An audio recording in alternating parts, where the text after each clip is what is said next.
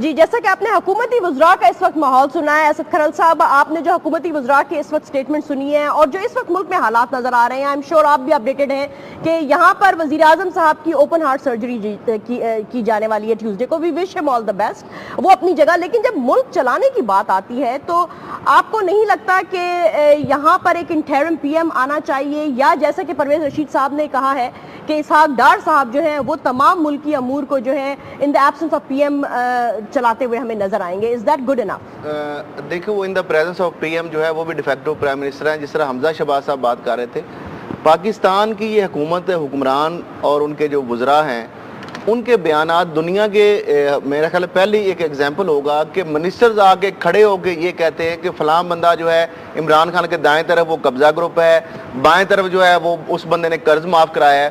اور اس سے بڑی اور مذیقہ خیز بات ہو نہیں سکتی کہ وہ ان کو پکڑتے نہیں ہیں. اپنے احتسابی اداروں کو جو ہے وہ حکم نہیں دیتے اور احتسابی ادارے بھی خاموش رہتے ہیں. دوسری طرف چودھری نثار صاحب وزیر داخلہ کہتے ہیں کہ خورشید شاہ کی میرے پاس فائل ہے، بہت ساری چیزیں ہیں، میں اگر کھول دوں گا تو یہ ہو جائے گا. اور مجھے اب اس طریقے سے ایک بلیک میلنگ کا رویہ حکومت کی طرف سے ہم نے دنیا میں، پاکستان میں اس طرح کا تماشا ہو رہا ہے. دوسری آپ نے جو جو ہے ایبسنٹ آف جو پرائم منسٹر ہے، معاملہ یہ ہے کہ آپ نے کچھ تھوڑا سا ماضی میں جائیں گے تو پیپلز پارٹی کی پوری کیبنٹ جو ہے دبئی اور پھر لندن گئی تھی. اب یہ سیکنڈ ایپیسوڈ شروع ہو چکی ہے. شہباز شریف صاحب بھی چلے گئے ہیں، حمزہ صاحب بھی چلے گئے ہیں، نواز شریف صاحب بھی چلے گئے ہیں. اس مرتبہ نواز شریف صاحب نے ایک بات ڈیسائیڈ کی ہے کہ انہوں نے جیل کے اندر نہیں جانا. یہ اللہ تعالیٰ ان کو